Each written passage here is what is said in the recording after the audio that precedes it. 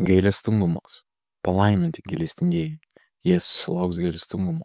Mato 5 skyrius, 7 eilutė. Kai aš stosiu prieš Dievą, ko daugiau man tada reikės? Jei ne Dievo gailestingumo, aš esu jo nevertas. Jo malda vis per sena. Mano gyris skurdus, nepakankamas dangui. Mano tikėjimas kartais svyruojanti, nendrė. Mano miltis greitai išplėsta. Mano meilė labai ribota, o taip pat kantrybė. Kogi galėsiu didžiuotis stovėdamas jo akivaizdoje, kai vis vaizduoju, kad turėsiu atsiskaityti už kiekvieną žodį, kiekvieną mintį, visus jausmus ir veiksmus.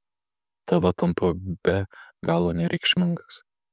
Kaip gerai, kad Jėzus ištrynė iš mano gyvenimo aprašymo visą, kas blogo. Dabar jis trumpas, liuka tik tai, kas gera. Man reikės Dievo gailestingumo, kai stovėsiu jo akivaizdoje. Man reikia jo ir tuomet, kai rytais pradedu naują dieną, kaip suplanuoju kažką, kas pranoksta mano jėgas, kai vairuoju automobilį ir kai man reikia apsaugos, kai auginu berniukus ir kai aš nesvarbu, ką darau, man visuomet reikia jo gailestingumo.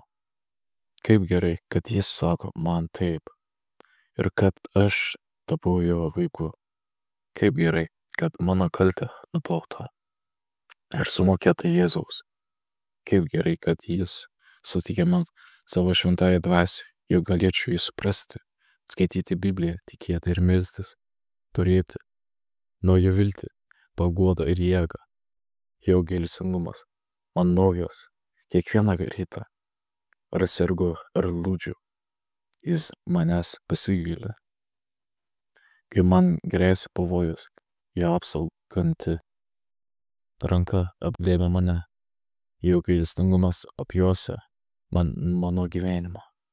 Kur anksčiau buvo tamsa, dabar šviesu. Kur man buvo beviltiškumas ir vienišumas, dabar yra jis. Kuo didesnis Jėzus mumyse, tuo labiau mus nudažo jo savybės.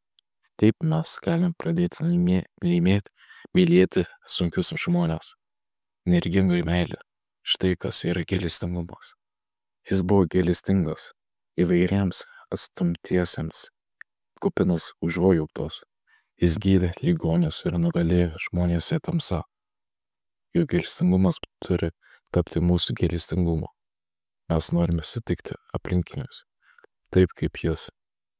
Mumyse turi karaliauti Jėzaus meilė. Ačiū Jėzau, kad manęs pasigaili. Kurgi aš būčiau, jei nebūtų manęs suradęs. Tau skirta manyje augti. Manyje turi dominuoti tavo meilė žmonėms. Aš nuoširdžiai kitų pasigailėsiu ir mokysiuosi gailestingumo taip, kaip tu pasigailėjai manęs ir visų kitų žmonių. Ačiū Jėzau, kad manęs pasigailėjai.